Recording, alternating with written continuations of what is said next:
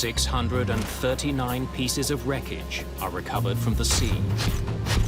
639 pieces that only deepen the mystery of a deadly plane crash. All right, a little bit more to the right. There. But when investigators bring up the 640th piece of China Airlines Flight 611, they get their answer. There was definitely a eureka moment on the dock. It would be scrutinized more closely than any other piece of debris. On this single piece of wreckage, investigators would find the one clue that would tell them why a modern jetliner with 225 people on board shattered in midair.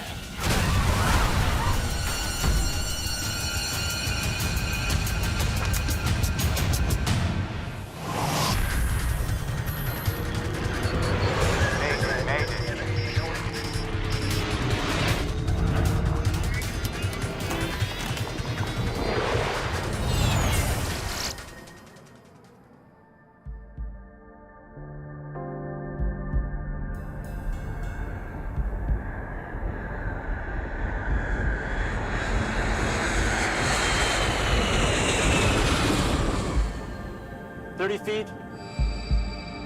Speed is low, sir. Watch it. Did you feel that?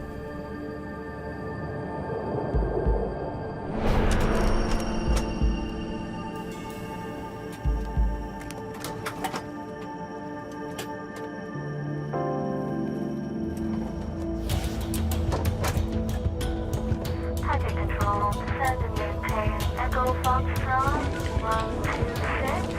Midair, 608. May the 25th, 2002.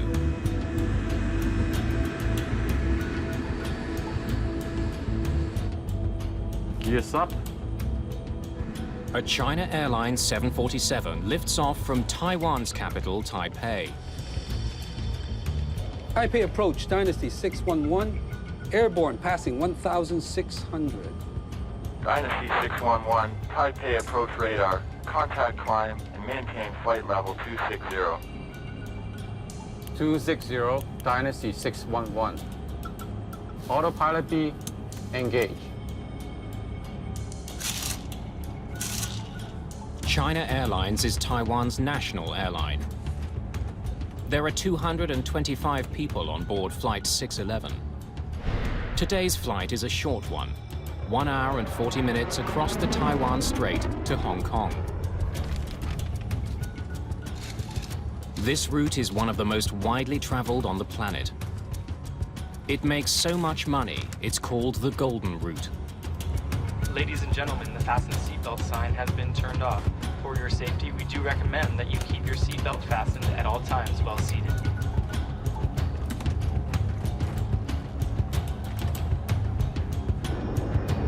Minutes after taking off, Flight 611 climbs steadily above the Taiwan Strait. The plane's autopilot controls the ascent. And then, 20 minutes after taking off, at an altitude of almost 35,000 feet,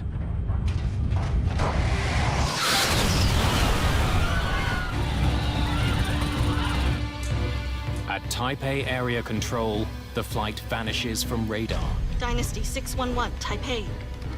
Dynasty 611, Taipei. I've got a plane off radar. China Airlines 611. Its last known return was east 119.67, north 23.98. Taiwanese authorities quickly launch one of the largest rescue missions in that country's aviation history. 本时段备勤同仁，本时段备勤同仁，请立即至值班室集合。科研，麻烦你帮我。海顺动幺，海顺动幺，呼叫本方动幺，听到请回答。我是同时下达。I gave a clear order that the priority would be searching for whoever was still alive, then bodies, and then, only then, wreckage. 务必全力以赴。 More than 1,000 people take part. Fishing boats, the Coast Guard, and Taiwan's military race out to sea. Flight 611 was 55 kilometers from the Taiwanese shore, just north of the Penghu Islands, when it disappeared.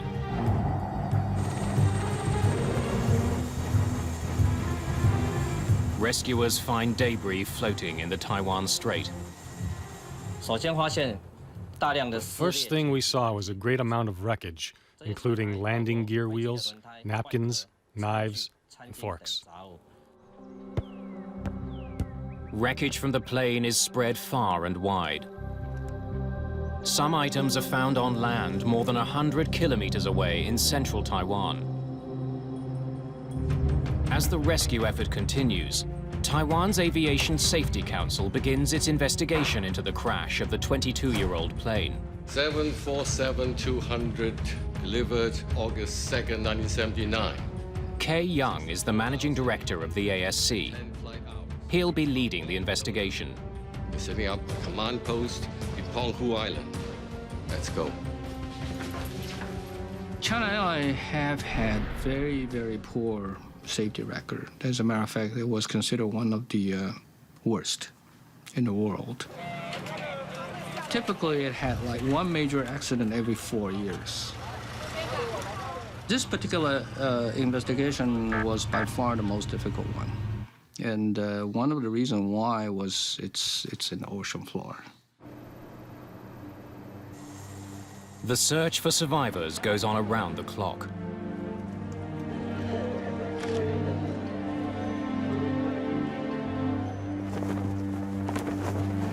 There were 225 people on the airplane.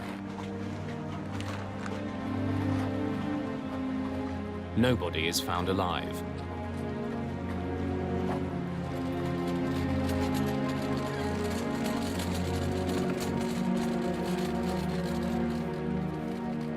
The bodies are taken to the Penghu Islands to be identified and examined.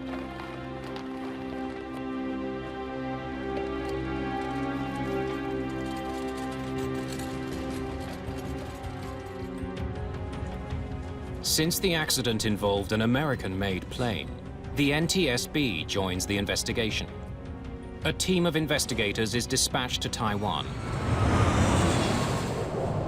They'll be led by John DeLisi in Washington.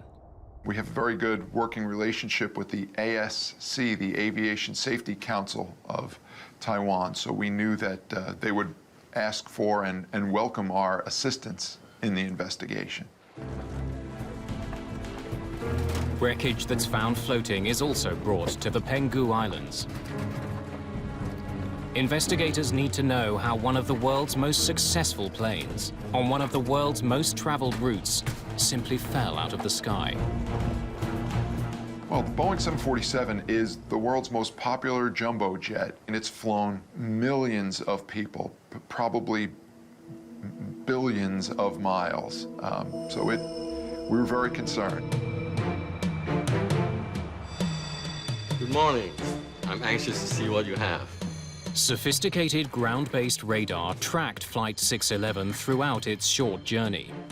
It should provide investigators with a much clearer picture of the flight than the radar at air traffic control. Kay Young gets the first major clue in this case.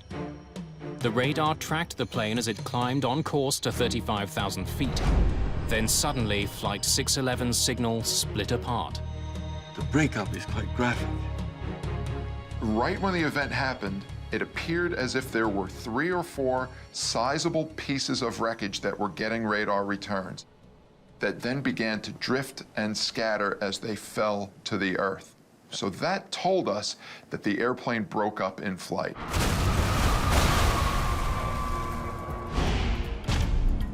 Investigators now must turn their attention to finding out what caused that breakup. There's all kind of theories about, what seems to be happening of that particular aircraft. We knew that something massive had happened suddenly, without warning. It doesn't take long for the media to consider a sinister possibility. That Flight 611 was shot down. China and Taiwan have a combative relationship. China has fired missiles towards Taiwan in the past. There's suspicion in the media that China shot down Flight 611. There were a lot of theories about, it was shooting down by enemy fire. Only 8 months earlier, a Siberia Airlines flight with 78 people on board was shot down over the Black Sea. It was accidentally hit by a missile fired from Ukraine during a training exercise. On the day of the China Airlines crash, China was conducting military exercises in the Taiwan Strait. But officials there insist no missile was launched towards Flight 611. None of the wreckage recovered so far has any of the telltale signs of being hit. And there's no evidence on radar that there was ever a missile heading for Flight 611. Once the evidence began to come in, it very quickly ruled out a missile, much the same way that it ruled out it being a mid-air collision. There were no other objects in the air near the airplane. Few things would cause a plane to break up in mid-air. One of the big ones is a bomb. Medical examiners check the bodies that have been recovered for burn marks and shrapnel. They find none. The plane's metal skin would be torn and curled in a very particular way if there had been a bomb on board. Investigators find no such damage on any of the pieces. But to rule out a bomb, they'll have to find more wreckage. I think that'll be it for floating wreckage. The team from the NTSB arrives in Taiwan. Morning, I'm Clint Crookshanks from the NTSB. Hello. Good to see you, gentlemen. I'm afraid we still don't have much. Clint Crookshanks is a structural engineer who knows the 747 intimately. I didn't have any preconceived notions. This was my first major accident working for the NTSB. We are not getting much from the floating debris. In-flight breakup. That's all we know. Taiwan's Civil Aeronautics Authority doesn't take any chances. They ground all of China Airlines 747-200 series planes until they can be inspected for mechanical flaws. This puts added pressure on investigators to find out what happened. Thank you for bringing these. To the NTSB, this accident seems to have a lot in common with one of the world's most studied plane crashes. That of TWA Flight 800, 6 years earlier. Like the China Airlines flight, it broke into pieces while still climbing. That plane crashed into the Atlantic shortly after taking off from New York. TWA Flight 800 was the biggest investigation the NTSB has ever done.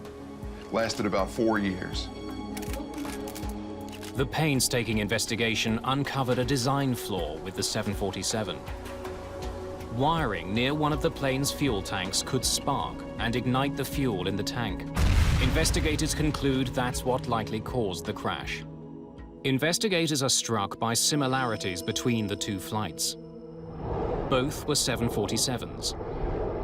Both disintegrated without warning while still climbing.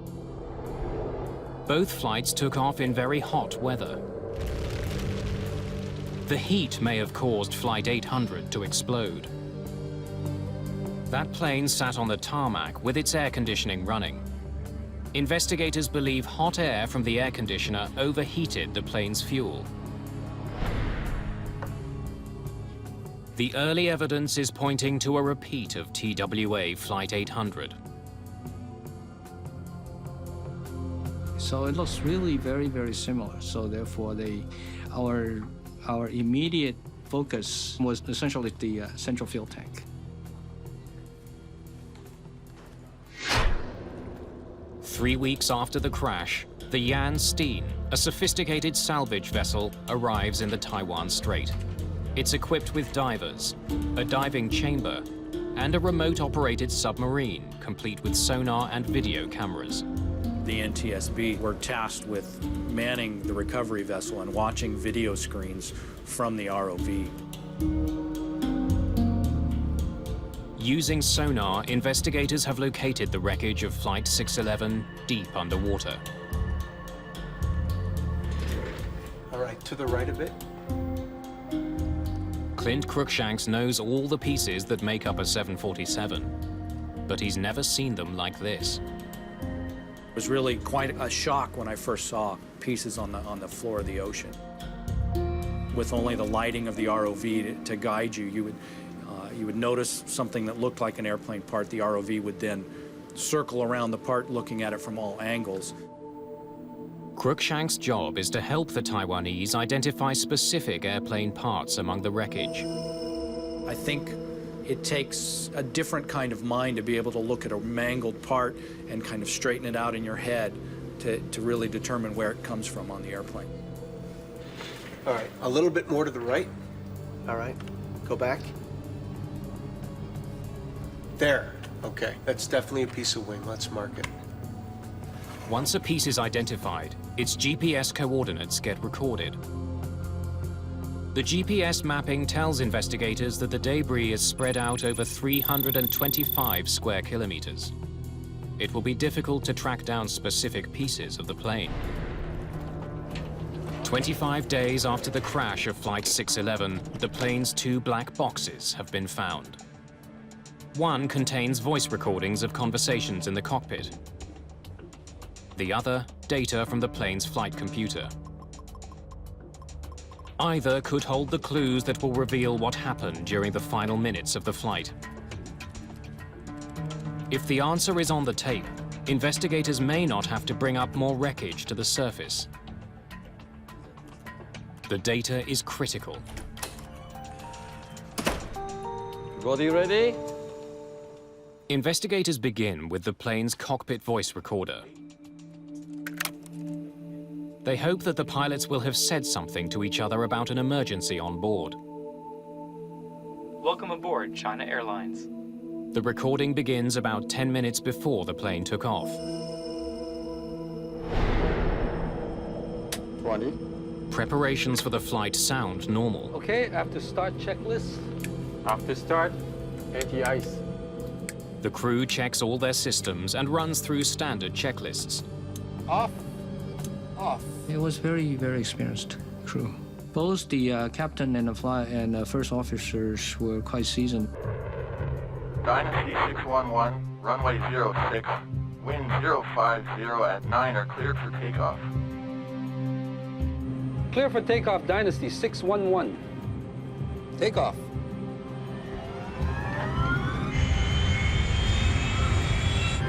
'80. Check. E1.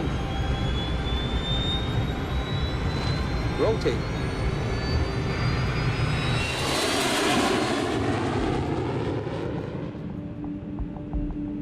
Flap 5. 1, green. Okay, flap up. Investigators listen to more than conversations.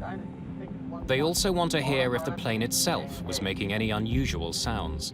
Noises on the cockpit voice recorder can either be audible spoken words that are recorded by a microphone, or they can be structural discrepancies that are picked up by the microphone. Taipei Control, send If anything, though, this cockpit is unusually quiet. Midair 608, reduce speed 210 knots. The captain seems relaxed. 200 knots, roger. Airway 608. The microphones pick up the sound of controllers talking to other planes. And Asia 536, fly heading 050. Heading 050. In the moments before the disaster, nothing seems wrong. There are no unusual sounds. Now descend and maintain 250. The final words spoken in the cockpit are from Captain Yi Cheng-fung. 2,000. He calls out the distance to their cruising altitude. That's followed by the sound of a chime, alerting the crew that they're nearing 35,000 feet. And then the cockpit microphone picks up the sound of the plane breaking apart. Half a second later, the recording stops. The cockpit voice recorder indicated that the conversation of the cockpit crew were totally normal, and all of a sudden just died. The recorders told us that something happened, but it wasn't enough to tell us exactly what it was yet. Many things had been ruled out by then, but we didn't have the golden nugget. We didn't have the real piece of evidence that told us what initiated the breakup of this 747. After the disappointment of the voice recorder, studying the wreckage becomes the only option for investigators. They focus their efforts on items that can either prove or disprove the link to TWA Flight 800. So we play a lot of focus on the wreckage observation, examination of the central fuel tank. On July the 12th, 48 days after the crash. Okay, whoa, whoa. A little to the left, please. Success. All right. That's definitely the central fuel tank. Okay, let's mark that. Let's bring that up.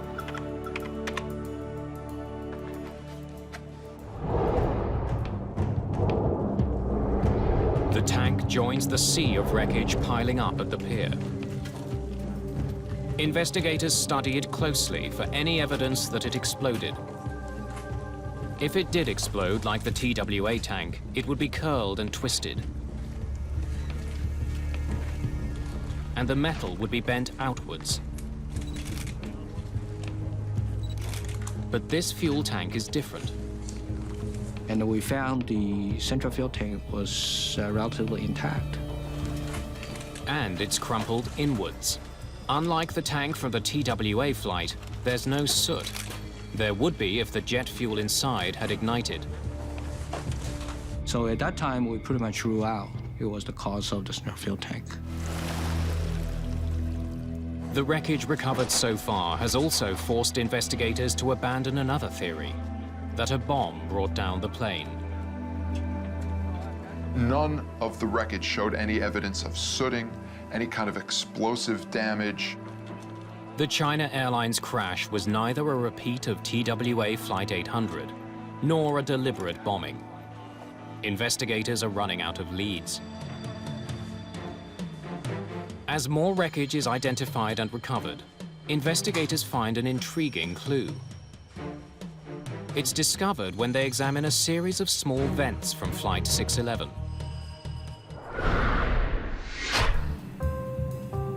All commercial jetliners have dozens of these vents near the floor. They're essentially pressure release valves. They're called dado panels, and there's only one reason for them to open. If the cargo area underneath the passengers were to suddenly decompress, the pressurized air above would exert so much force on the floor that it could collapse and damage vital flight controls. That's precisely what happened to a Turkish Airlines flight in 1974. The pilots couldn't control their plane after their cargo door blew out.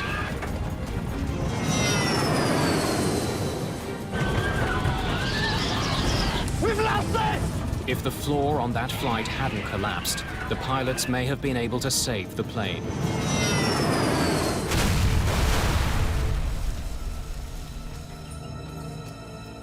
After that accident, the NTSB recommended that manufacturers install many more relief vents between a passenger plane's upper and lower levels. If there is decompression in the cargo area, the dado panels open automatically and release the pressure on the floor. There were 65 dado panels on the China Airlines flight. 19 of them were recovered from the ocean.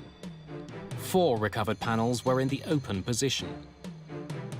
It tells investigators that there must have been a sudden loss of pressure beneath the passenger cabin. But it doesn't tell them what caused it. The dado panels lead investigators closer to solving the mystery of this crash. But it's just a small piece of a much bigger puzzle. There are hundreds of pieces of wreckage to be examined for clues. Kay Young now wonders if a few of those pieces might be able to tell him where the decompression originated. I've been reading about the trajectory analysis you did on Flight 800. I'd like to try it. Ballistic trajectory analysis is a technique that US investigators use to figure out how TWA Flight 800 disintegrated.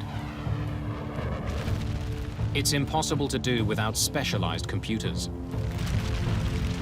We figure that because it disintegrated in the midair, the ballistic analysis from which the NTSB did in TW800 could be very, very useful to us to help us to analyze the trajectory of the flying debris.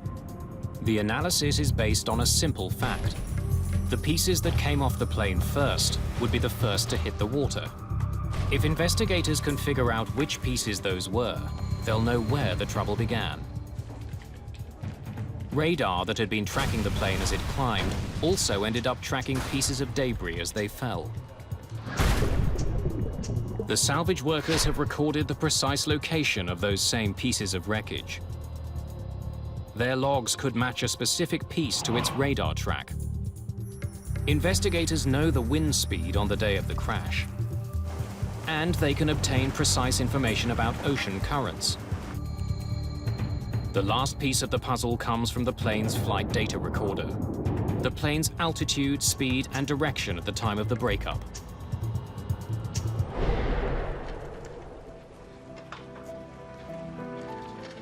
As they're brought to the dock, every single piece of wreckage has been logged and numbered for identification. 327. Kay Young selects 18 pieces of wreckage for the computer analysis. Some from the front, some from the middle, and some from the back of the plane.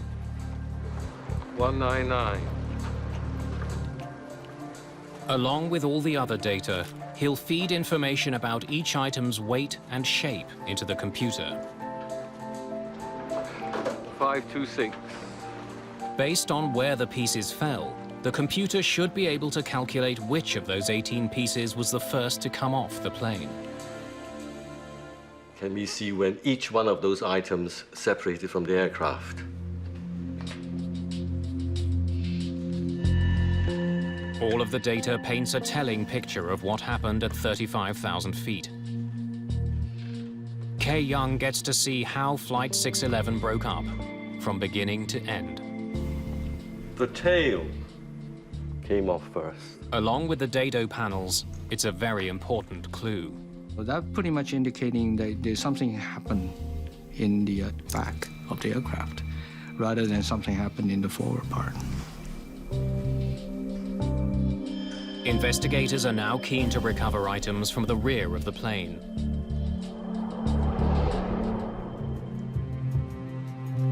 Hundreds of pieces of wreckage are piling up at the pier on the Penghu Islands. The NTSB sends metallurgist Frank Zakar to Taiwan to examine the wreckage. I was walking along the yard where the wreckage was placed, and at that time I walked up to item 640 and noticed that there were some peculiar areas of interest that I wanted to look at a little bit further. With this battered piece of metal, investigators have struck gold. There was definitely a eureka moment on the dock. That was, hey, we might have something here. Hey, it's Frank. I think we found your golden nugget. Item number 640 would give investigators a revealing glimpse into the past and lead them to conclude that the crash of Flight 611 actually began 22 years earlier.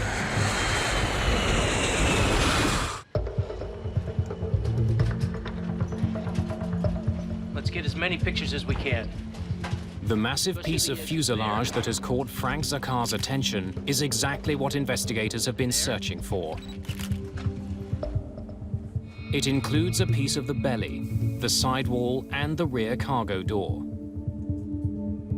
It's from the back of the plane, precisely where the analysis told them the breakup had begun. This piece of wreckage was highly unusual. It wasn't what we were seeing on all the other pieces, and it immediately drew our attention and drew the focus of the investigation. The way most of the metal is torn suggests it ripped apart violently in midair. aerodynamically, as an airplane's moving through the air, if it were to break apart, just the force of the incoming air at over 500 miles per hour will just break up perfectly good structure. That's what we call an overload fracture. So most of the pieces that came up early were just indicative of that kind of overload. When metal breaks due to overload or overstress, it comes apart at an angle. But the fractured edges of piece number 640 aren't angled, they're flat. What do you think? It's definitely not overstress. It's metal fatigue. Fatigue fractures happen when metal is stressed repeatedly over time until it breaks. It looks very different from a stress fracture. Typically, a metal fatigue crack will have a flat appearance. It'll be very smooth. That's exactly the kind of crack that investigators observe on piece number 640. That tells them it didn't break off the plane suddenly as it fell from the sky. This piece separated from the plane over time. Had it caused the deaths of 225 people? There was much more work that needed to be done. A detailed analysis of the piece had to be done in order to see if this, in fact, was the smoking gun. There's something else about this piece that stands out. It has a metal patch on it. It's called a doubler plate. It's the equivalent of a patch on a punctured tire.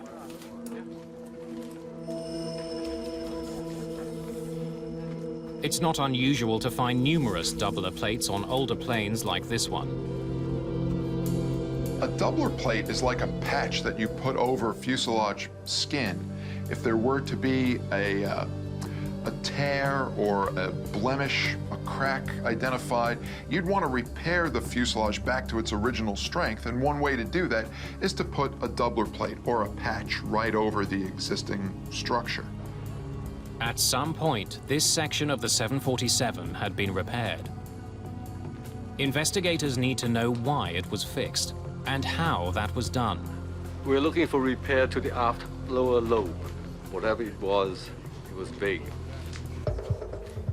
Investigators sift through 22 years of documents. But the records are sketchy. Finding details on one particular repair could take time. There's something about this particular doubler that catches Frank Zakar's attention. The outside of the fuselage contained longitudinal streaks that appeared to emanate from between the doubler plate and the skin. Something is leaking from underneath the metal patch.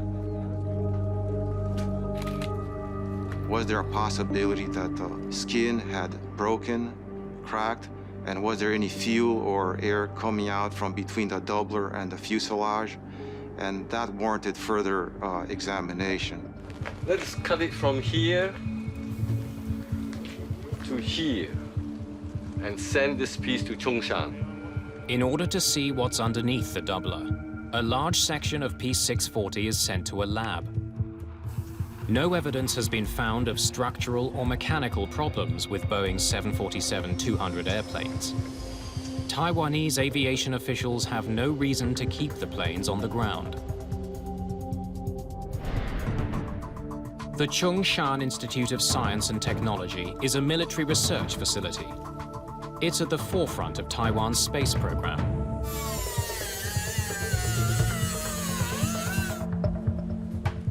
This is where investigators take a section of piece number 640 for a closer examination.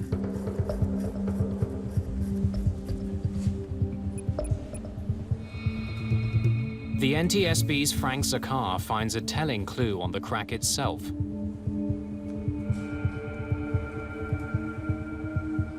When I looked at the fracture surface, I found that this one specific area was covered with aluminum oxide, pretty much similar to rust on a car. Years of exposure to oxygen changes the color of metal. The discoloration tells investigators that this particular crack at the rear of the airplane has been there for a very long time. Then, when the doubler is finally removed, Investigators get a look at the aluminium skin underneath. They're intrigued by what they see. When we disassembled the doubler plate from the skin, we noticed that there were some fairly long gouge marks. This is beyond the kind of damage a doubler is meant to patch. That was an aha moment that we might have something here. The search of the plane's documents also pays off. The records contain a very short reference to a mishap 22 years earlier, when this plane was only 6 months old. Speed is low, sir. Watch it. Its tail scraped the runway while landing. Did you feel that? It happens when a plane lands or takes off at too steep an angle. It's called a tail strike. Dynasty 009, Hong Kong Tower. We observed smoke and sparks from your tail on landing.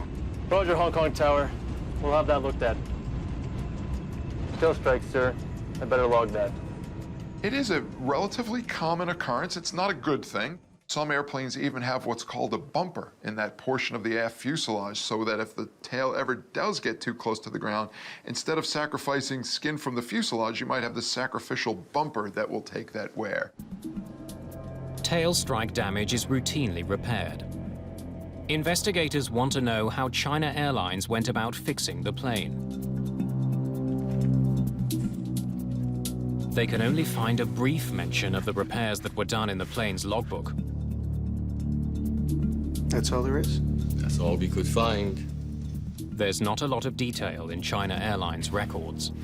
China Airlines indicating they could not find any of those documents. And when we start looking for it, we could not find any. And they said it probably got lost. The documents that do exist show that the day after the tail strike, China Airlines did a temporary repair. Workers attached a large aluminium plate over the damaged area. What do we know about the permanent repair? It doesn't get much better. A more permanent repair was to be carried out within 4 months.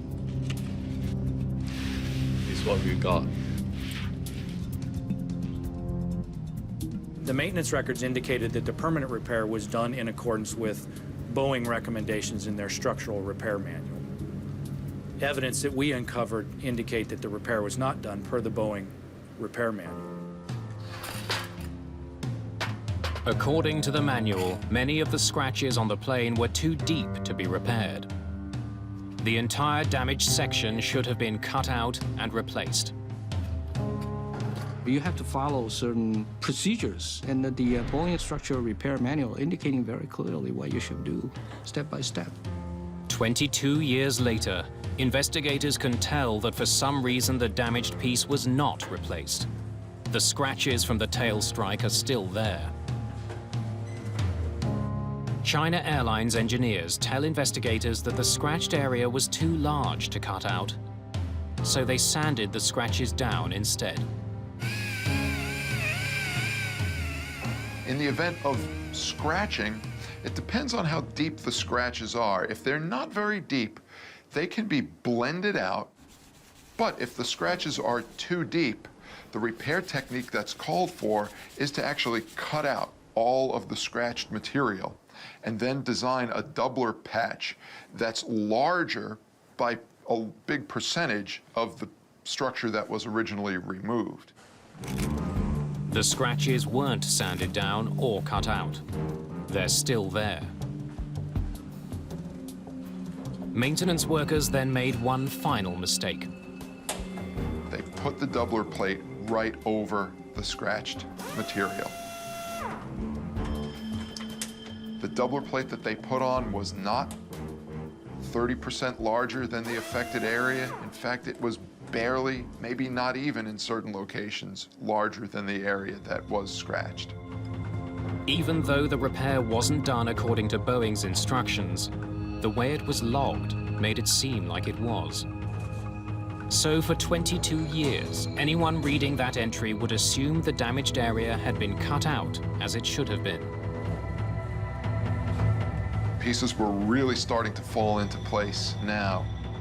Once we saw this piece of structure that had the fatigue cracks in it, And we realized that it came from a structural repair that was not done properly, that was left to fly for 20 years. Airborne passing 1,600. Things began to make sense. By covering an improper repair with a doubler and then documenting the repair as meeting Boeing standards, the workers made their mistake impossible to detect. What was so insidious about this improper repair was that the doubler plate hid all of the damage. So if you weren't there watching them do this repair improperly, you wouldn't know that it was done improperly. You would have assumed that the structure underneath had been cut out the way it was supposed to. And every time the plane took off over the next 20 years, the concealed problem got worse and worse. The air inside a commercial airplane is pressurized. As the plane climbs, air is forced into the cabin to keep the pressure inside the plane greater than the pressure outside. It's like inflating a tire. The inside air pushes against the plane's skin. Each time the airplane pressurizes, pressure builds up inside the fuselage of the airplane. That crack could open up for a certain amount of inches or microns or millimeters. The plane's skin expanded and contracted a little bit every time. Because they weren't properly repaired, the cracks grew and spread. Eventually, the crack grew into a stunning 2.3 meters. If you were charting the crack, you would have seen very slow growth early, but as time went on, the growth was getting bigger and bigger. A small scratch had grown into an enormous problem. Then in May 2002, as Flight 611 climbed, that problem killed 225 people. As the airplane climbed in altitude and the fuselage was pressured, that put enough strain on this growing crack that it reached its critical length. And from there, it just spread like a spider web. It went in all directions, and it probably looped all the way around the fuselage to the point where the entire aft section of the airplane just broke off from the rest of the structure. The plane went into a steep dive. The force of the air on what was left of the plane quickly ripped it to pieces.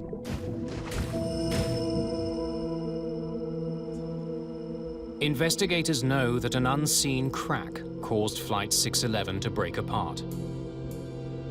They now discover that China Airlines came heartbreakingly close to finding that crack and saving 225 lives. The China Airlines 747 was in regular service for 22 years following the improper repair to its skin. It took off and landed more than 20,000 times. Over the years, mechanics would have scrutinized the plane. There's regular inspections per the Boeing maintenance program that have to be performed on the airplane. But the massive crack forming at the rear of the plane was never detected. Another accident in another country almost led China Airlines to discover the hidden damage. In 1988, the roof peeled off an aging Boeing 737 owned by Aloha Airlines. As a result of that incident, the Federal Aviation Administration laid out an inspection procedure for older planes. Airlines around the world were forced to inspect their planes much more diligently for corrosion and cracks. The regulation called for airlines to reevaluate all existing repairs to a plane's structure. Indications on this airplane were that if they had looked at the maintenance records and compared it to the repair, they would have had to remove the repair and redo it. China Airlines took the first steps of the new procedure in 2001, a year before the accident.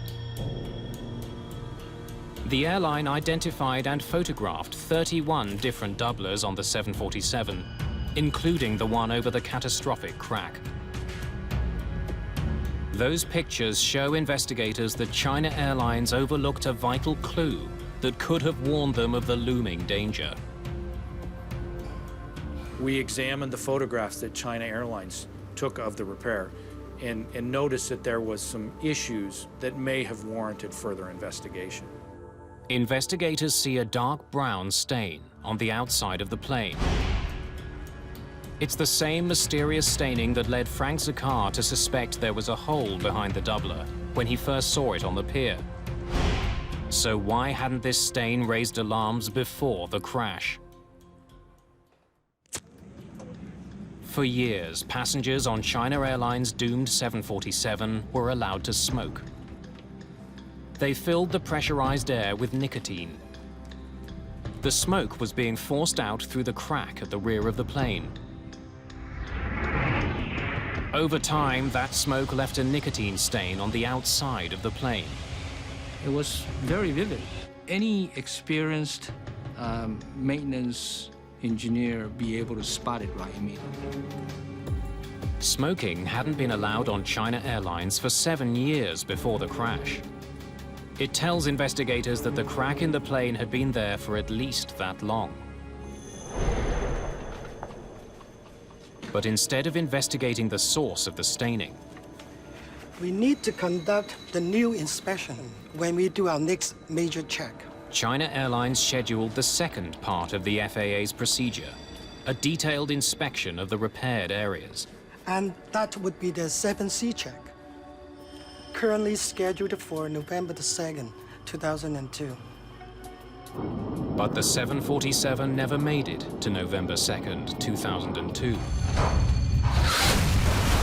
It came apart over the Taiwan Strait 5 months before the inspection that would have undoubtedly uncovered its hidden flaw. Investigators want to prevent a similar accident from ever happening again. They recommend that aviation agencies around the world immediately inspect repairs for any possible hidden damage. We were no longer going to accept just a quick write-up that the repair was done properly. If the repair didn't have all the necessary documentation to allow us to know it was done properly, we were requiring operators to take doubler plates off and do a visual inspection of the structure underneath. The National Transportation Safety Board issues its own recommendations. The board asks that maintenance personnel be warned of the consequences of hiding the kind of damage that could lead to the structural failure of an airplane. The moral of this story is that the repair has to be done properly. As a mechanic, when you're doing work on an airplane, you're not thinking about the people who might be flying on that fuselage 20 years from now, but their safety depends on you doing the repair properly. China Airlines has revised the way its fleet is inspected and maintained. Its safety record has improved dramatically since the crash of Flight 611. Investigators also proposed the development of new tools that would allow mechanics to detect damage behind a doubler. Such tools are being used today. Boeing developed a non-destructive procedure that can find cracks in the fuselage underneath the doubler. That device uses ultrasound, sound waves that travel through metal. It can reveal damage underneath a doubler. It's the same technology that allows doctors to observe a fetus while it's still inside the womb. The device would have been able to detect the crack behind Flight 611's doubler plate. But the technology has some limitations. A great number of hours are required just to do one specific area of the airplane, but the technology is getting better. The problems that led to the China Airlines disaster are not going away. Planes the world over are getting older. And older planes need to be more thoroughly inspected for cracks. 6 years after the China Airlines crash, Southwest Airlines in the United States was hit with a record-breaking fine. $10.2 million for missing inspections designed to find cracks. The finding of Southwest brings back into focus how important it is to do maintenance properly on an airplane. A proper program of maintenance and inspections can be costly. But as China Airlines showed, the price of not maintaining aging planes is even costlier.